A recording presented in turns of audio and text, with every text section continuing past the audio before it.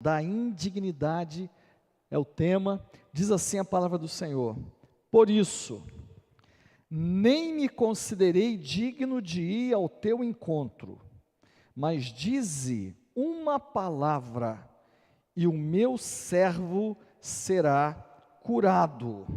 Queridos, esse texto aqui, esse versículo, o principal versículo da história daquele centurião que manda buscar Jesus, porque ele tinha um servo que estava acamado, doente, muito grave, e aí ele chama Jesus, e vocês sabem a história. Jesus vai chegando perto, e ele fala assim: não, nem entra na minha casa, porque eu não sou digno de receber o Senhor na minha casa, mas dá uma palavra que, com essa palavra, certamente serei curado.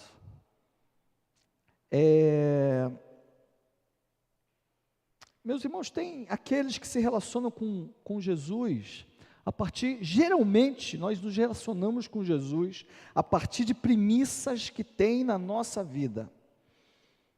Tem alguns que se acham dignos ao se relacionarem com Jesus, alguns se acham indignos quando se relacionam com Jesus, e aqui é uma história de dignos e indignos que se aproximam de Jesus, e eles querem a cura de um servo. Antes da gente falar um pouquinho sobre essa dignidade, essa indignidade, vamos ver o que é digno. Digno é você ser merecedor. Digno diz o dicionário, né, que é você ser digno de elogios. É uma pessoa que está apropriada para fazer determinada coisa, realizar determinada tarefa, ocupar um determinado cargo. É ser conforme. Um exemplo, esse filho é digno do pai dele, porque é um pai com bom nome e o filho segue esse caminho, né? Alguém que é honesto, alguém que é honrado. A gente diz que aquele é um homem muito digno, porque digno tem a ver com isso. E indigno é o contrário disso. Indigno é adjetivo, né? É daquele que não é digno, que não merece, que é indigno do perdão, que é mau, que é odioso. Quando você faz um tratamento indigno com alguém, quer dizer, a pessoa merecia um melhor tratamento, mas você trata ele mal. Ou seja, você deu um tratamento indigno àquela pessoa. Quando aquela pessoa é indigna, a gente diz que aquela pessoa é desprezível. É uma pessoa que desonra, que tem uma conduta indigna, ou seja, uma conduta que não condiz com aquilo que ele ocupa, ou aquilo que ele exerce. Uma pessoa indigna, uma pessoa vil. Então, a gente sabendo bem o que significa ser digno e ser indigno, a gente, nesse texto sagrado, ele vai dizer para a gente que foi um relacionamento de alguém indigno que causou a admiração de Jesus, contrariando esse conceito que a gente viu aqui. Quando você vai para o versículo 9, Lucas capítulo 7, versículo 9, fala assim: ao ouvir isso, Jesus admirou-se dele e, voltando-se para as multidões que o seguia, disse: eu lhes digo que nem em Israel encontrei tamanha fé. Então a gente precisa aprender alguma coisa com esse centurião indigno, porque com toda a indignidade dele, ele recebeu uma bênção do Senhor. E não só isso, e o Senhor chega e elogia aquele homem que se considerava indigno. Então vamos entender um pouquinho como funciona esse negócio de ser indigno, e Jesus ainda elogiar, porque ninguém elogia uma pessoa indigna. Como que agem os indignos? Aliás, como agem os dignos? Quando você vai vendo no texto bíblico, você vai lendo a Bíblia, você vê histórias de muita gente digna e gente que se achava digna demais. Os líderes religiosos, fossem talvez esses que foram lá pedir para Jesus, fossem talvez os mesmos que criticavam Jesus porque ele comia com publicanos e pecadores. Quando você vai, por exemplo, ainda em Lucas capítulo 5, ali entre os versículos 27 e 32, você vai ver esses senhores que chegam diante de Jesus, que estão intermediando o contato entre o centurião e Jesus, e que pedem a Jesus para ir lá atender. Esses homens eram os mesmos que criticavam Jesus e os discípulos dele, porque eles colhiam as espigas no sábado, ou porque Jesus curava no sábado.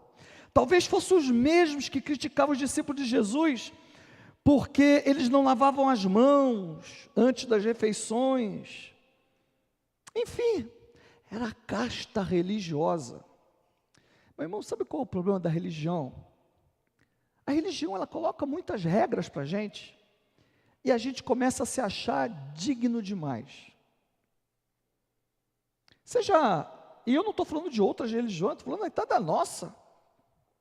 As religiões, elas se cercam de um monte de coisa, faz isso, não faz aquilo, faz isso, não faz aquilo, fala assim, fala assado, se veste assim, se veste assado. E aí você começa a cumprir aquilo tudo, e você começa a se sentir especial demais, igualzinho esses mestres da lei aqui, que se aproximam de Jesus. Esses líderes agora que criticaram tanto Jesus, vão interceder por um gentil, talvez um romano. Se você voltar um pouquinho, capítulo 7, versículo 3 e 4, fala assim: ele ouviu falar de Jesus, e enviou-lhe alguns líderes religiosos dos judeus, pedindo-lhe que fosse curar o seu servo. Chegando-se a Jesus, suplicaram-lhe com insistência: este homem merece que lhes faças isso. Merece significa, vamos trocar aqui, né? Lembra que a gente viu que ser digno é ser merecedor? Então, esse homem merece que o Senhor atenda a ele. Aqueles mesmos líderes religiosos que criticavam Jesus o tempo todo, mas agora, olha o constrangimento. Alguém que eles consideravam pede para que eles vão falar com Jesus, para que Jesus curasse. Reparem que a dignidade daqueles distintos senhores religiosos não os permite serem humildes, pois como dignos, eles acreditavam que eles eram merecedores e que, portanto, quando ele fala que aquele homem era digno, eles também estão se colocando no lugar de dignos, de chegarem a Jesus e exigirem alguma coisa de Jesus. Talvez achasse que por suas posições, pelas suas tradições religiosas, eles poderiam chegar agora e cobrarem algo de Jesus. E o argumento que eles vão usar para convencer Jesus, ele fala, né? Ele merece que tu faças isso. Ele merece. Ele é alguém digno. Olha o versículo 5, olha os motivos que eles apresentam, no versículo 5, porque ele ama a nossa nação e construiu a nossa sinagoga. Ele ama a nossa nação e construiu a nossa sinagoga. Os distintos homens venceram os preconceitos em relação ao centurião e ao próprio Jesus, porque aquele centurião amava a nação, ou seja, protegia, fazia favores. Lembra que Israel estava dominada por Roma, e construiu a sinagoga, ou seja, era alguém rico, alguém que tinha posses, alguém que investia na religião deles. Porque, gente, quando você lê esse texto aqui, parece uma coisa simples, mas entenda uma coisa: um líder religioso não comia com gentil. Um líder religioso judeu, e um judeu praticante, ele não ia na casa de alguém que não fosse judeu. Eu já contei para vocês que Os fariseus, eles eram tão radicais, que se você estava comendo aqui, e passasse alguém que não fosse gentil, que não fosse judeu, e projetasse a sombra sobre o prato de comida, eles largavam na hora, e colocavam outro, porque eles diziam que aquela comida era impura, porque a sombra de alguém que não era judeu, passou. Mas para esse centurião, a história é diferente, ele é merecedor. Por quê? Porque amava, protegia a nação e, além disso, construiu a sinagoga. É o mesmo pensamento, queridos, que impregna as pessoas hoje. Muitos se acham merecedores porque amam a causa de Deus ou porque são grandes contribuintes. Infelizmente, querido, é o mesmo pensamento que faz pastores tratarem pessoas diferentes no meio do rebanho, porque trabalham mais ou porque contribuem mais. E a gente vê isso cercado em muitos lugares. Conheci uma moça, tinha uma empresa aqui em Jundiaí, muito rica, ela ficou, veio de origem humilde, e ela conseguiu fazer um império. Alugava um andar inteiro de um prédio, aquele prédio bonito que tem ali na 9 de Julho. Conheci a mãe dela, aí depois eu tive a oportunidade de conhecer ela. E a mãe dela contou toda a história. Na verdade, contou para a Sejane, que a Sejane vai perguntando, né? Aí ela contou tudo para a Sejane e eu estava do lado. Uma pessoa com muitas posses e pertencia a uma igreja. E aquela mulher tinha acesso a pessoas, porque é uma igreja muito grande, espalhada por muitos lugares, e ela tinha acesso ao líder daquela igreja, porque, afinal de contas, era uma grande contribuinte. E depois aconteceu um monte de coisa, ela foi passada para trás, o sócio dela enganou ela, e ela perdeu tudo, começou a passar muitas dificuldades e tal. E você percebe uma certa decepção, porque ela percebeu que no momento que ela mais precisou, aquele líder não estava nem aí mais para ela, porque ela deixou de ser uma grande contribuinte. Eu gostaria de dizer para vocês que isso não é verdade. Isso entristece o nosso coração. Mas isso é verdade, meus irmãos, e acontece.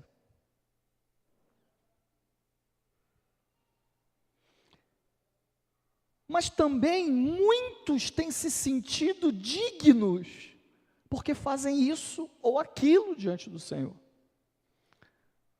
Quando ele fala uma coisa, ele fala assim, olha, a oferta é gratidão. E o Senhor abençoa, porque ele cumpre a palavra dele. Mas tem que sair de um coração, que seja um coração adorador ao Senhor. Aqui nessa igreja a gente não pede para ninguém se identificar. Os envelopes vocês veem que não tem nome.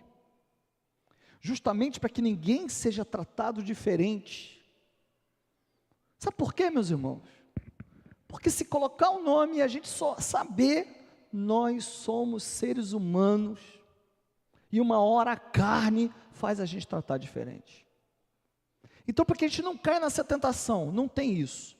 Infelizmente, alguns então acham que, já que o pastor não vai ver, ou alguém não vai ver, então também eu não contribuo.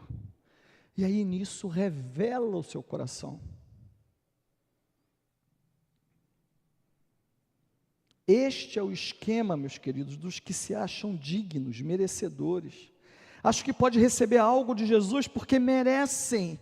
E aí quando algo vai mal nas suas vidas, é crise total. Porque ele fala para ele, eu estou fazendo tudo certo. Como que meu trabalho está assim? Como que minha família está assim? Como que eu estou assim? Como que pode ter acontecido isso comigo se eu faço tudo certo? Se eu sou merecedor, como assim? E aí é uma crise total na fé daquela pessoa. bom de ser de pastor de uma pequena igreja é que eu conheço cada um dos meus irmãos e sei as dificuldades que os irmãos têm passado. Mas os irmãos estão louvando ao Senhor, exaltando o Senhor. A Adriana está aqui, glória a Deus. Passou tão mal, né, Adriana? Vai para o médico e faz exame. Minha filha não vai dar nada. Em nome de Jesus não vai dar nada isso aí. E tal. Porque umas 3 semanas, né? Passando muito mal. Oi? 22 dias. Não podia tomar água, né, Adriana? Numa hora dessa, você não se pergunta, ô Senhor, o que é isso? O que está acontecendo comigo? Por que o Senhor está permitindo isso? Mas vamos ver como agem os indignos, para a gente poder entender isso aqui? Jesus provavelmente não foi à casa daquele centurião por causa do pedido daqueles líderes religiosos que chegam e pedem para ele. Porque ele sabia muito bem quem eram aqueles. Ele sabia muito bem que eram aqueles que ficavam o tempo todo perseguindo Jesus e criticando Jesus, e falando mal de Jesus. Aqueles religiosos só armavam armadilhas para Jesus, queriam pegar eles de qualquer jeito. Talvez estivesse até pedindo para que Jesus pudesse ajudar o centurião, porque o centurião estava insistindo, mas eles mesmo não quisessem, mas porque ele insistia, eles foram. E até deve ter ficado bem assim, porque as pessoas que se acham merecedoras, elas fazem assim, eu quero ver agora o que vai acontecer. Agora eu quero ver quem é. Só que Jesus conhecia a fé daquele homem. Aquele centurião possuía uma fé digna de destaque, inclusive para servir de exemplo a cada um de nós. O texto bíblico não fala o nome dele, mas nós estamos falando da vida dele 2000 anos depois, por causa da fé indigna dele. Ele tinha dignidade de admitir que ele não merecia nada de Jesus, tinha dignidade de admitir sua indignidade para receber Jesus. Ali no versículo 6, fala assim: Jesus foi com eles, quer dizer, com os líderes religiosos, até a casa do centurião. Já estava perto da casa, quando o centurião mandou amigos dizerem a Jesus: Senhor, não te incomodes, pois não mereço recebê-lo debaixo do meu teto. Aquele centurião, talvez por desconhecer quem eram os judeus e quem era Jesus, pediu para que os judeus fossem lá, para que os líderes religiosos fossem lá. É mais ou menos como o povo do mundo olha para os evangelhos e pensa que é todo mundo igual. Sabe como é que é? Ele olhava para os judeus, achava que era todo mundo igual. E, meus irmãos, entendam uma coisa. Esse centurião, provavelmente ele era profundo conhecedor do judaísmo. Por quê? Porque quando ele fala para Jesus não entrar na casa dele porque ele não era digno, essa postura normalmente devia ser também para outros que eram judeus, porque ele sabia que nos preceitos judeus, um judeu não entrava na casa de um gentil. E quando ele manda avisar Jesus, não entra aqui, é algo que provavelmente ele fazia com qualquer um que fosse.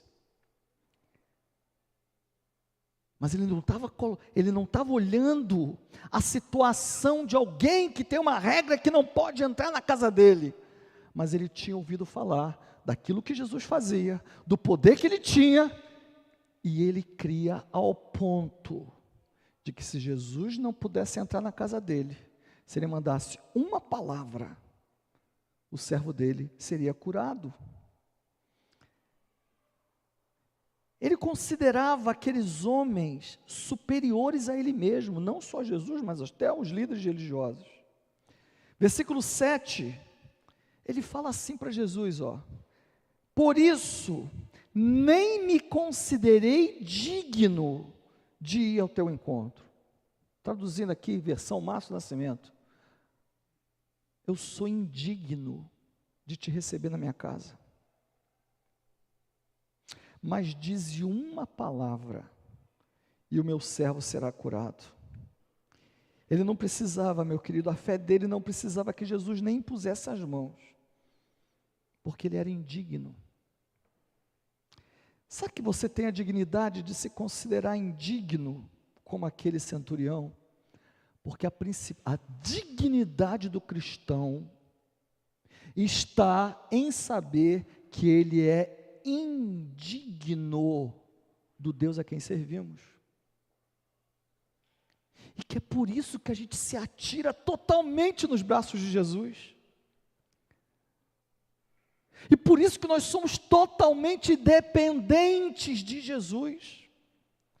O sumo sacerdote no Antigo Testamento, ele cumpria um monte de rituais, se vestia com aquelas roupas todas recomendadas, matava o cordeiro, aspergia o sangue e entrava no Santo dos Santos, porque ali ele meio que ficou digno para entrar ali. Mas mesmo assim, amarravam às vezes uma corda nele, porque se parasse de escutar o barulhinho lá, ele podia ter morrido, e eles não podiam entrar naquele lugar para resgatar o corpo. Então ele entrava com uma corda amarrada para de lá de dentro puxar, para nem entrar lá.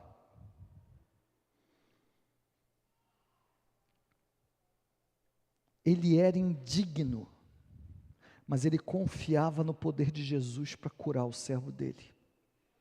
Ele era tão indigno que ele não dependia dele próprio, ele dependia exclusivamente do Senhor. Dize apenas uma palavra. Que dignidade que apresentou aquele homem, meus irmãos. Não se apegou à posição dele, ele era um centurião. Sabe o que é um centurião? Um centurião equivale hoje a um capitão. Comandava 2 companhias, 100 homens mais ou menos. Dentro de uma companhia, você tem cabo, você tem soldado, você tem sargento. Em cada um deles, um sargento ou um tenente que manda. Em cada uma dessas companhias. E 2 companhias formam um batalhão, e quem comanda esse batalhão? Um capitão, no caso o centurião. Ele era romano, provavelmente, ocupava um cargo importante, era rico, porque construiu uma sinagoga com os recursos dele, mas o homem diante de Jesus, ele fala, eu não sou ninguém, eu sou indigno, mas se o Senhor me der uma palavra, o meu servo vai ser sarado, vai ser curado. E Jesus abençoa pessoas assim, meus irmãos, para que sirvam de exemplo e abençoe todos que estão em volta. Ele deseja que nós tenhamos uma fé como uma de uma criança. Já conversou com uma criança? Se você falar assim, ó, isso aqui é de plástico. Ele fala, papai, é de plástico. Tem uma história que Sejane conta, que o pai dela contava para ela, que ele era do Espírito Santo e tinha tamanduá bandeira lá, e que o tamanduá abraçava a pessoa e enfiava as unhas por trás, assim, das costas e tal. Eu lembro que a minha avó contava a história de lobisomem, e para dormir naquela noite, porque eu acreditava. Aí ela não queria que a gente pulasse num lugar lá que tinha, chama, esqueci o nome, é um lugar de rochedos assim, que tem uma abertura pequena, o mar entra ali, enche, mas aquilo ali é perigoso, né, para a criança. Aí ela contava que tinha um peixe chamado mero, que ficava ali, e que uma vez ela viu alguém mergulhando, ela só viu a nata de vermelha subindo do sangue da pessoa. E eu morria de medo, eu não pulava ali de jeito nenhum, porque eu acreditava. Quando Jesus fala que o reino dele é como aqueles que parecem como crianças, é porque a fé daqueles que confiam em Cristo tem que ser uma fé cega, meus irmãos. Não é uma fé racional. Porque o nosso Deus, ele age com poder sobrenatural. Antes de ter a racionalidade, houve aquilo que é sobrenatural acontecendo. Fala leis da física. Ok. Mas antes do mundo existir, que lei que é essa da física que tinha? Inércia. Você solta uma maçã, cai. Tá bom, e quando não tinha o planeta, que força é essa que tinha? Aquele centurião, com toda a posição dele, diante de Jesus, ele era como uma criança, que confiava simplesmente que uma palavra de Jesus mudava a vida dele. A gente fica raciocinando demais. A gente fica, sabe, querendo entender demais. Ao ouvir isso, versículo 9, Jesus admirou-se dele, voltando-se para a multidão que o seguia, disse: eu digo que nem em Israel encontrei tamanha fé. O resultado da dignidade daquele homem indigno não podia ser diferente. Versículo 10 fala assim: então os homens que haviam sido enviados voltaram para casa e encontraram seu servo restabelecido.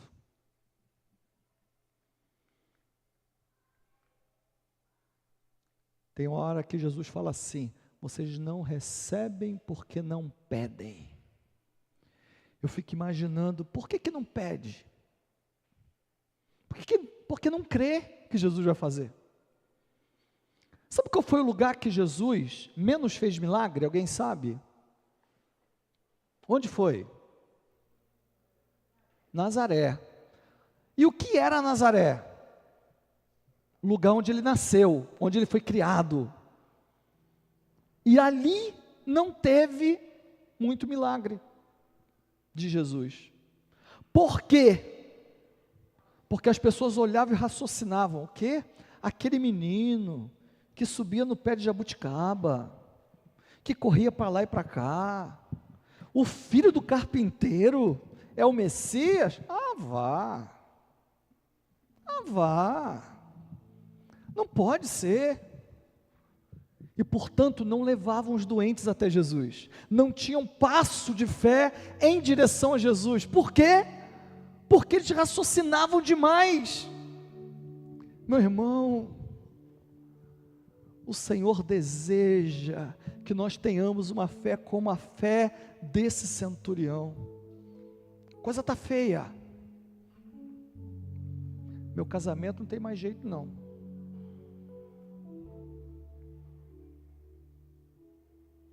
Você não crê que se Jesus mandar uma palavra, a coisa vai ter jeito?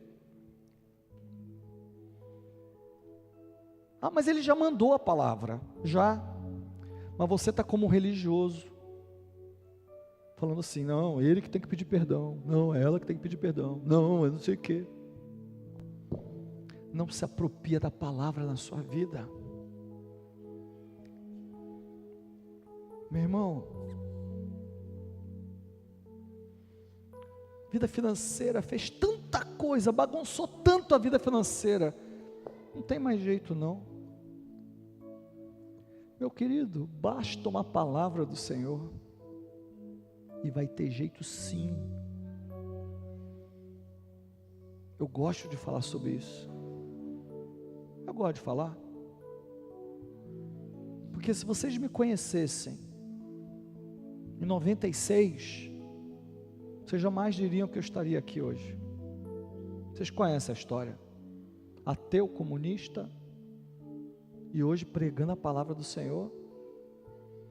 Se teve jeito para mim, você acha que não tem jeito para você? Se teve jeito para o meu casamento, não vai ter jeito para você.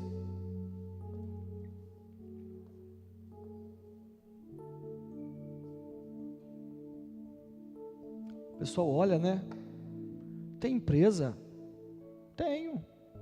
Parece que eu fui rico, né? Vim de lugar rico, Foi tudo Jesus que me deu, meu irmão. Ele faz muito mais do que pedimos ou pensamos.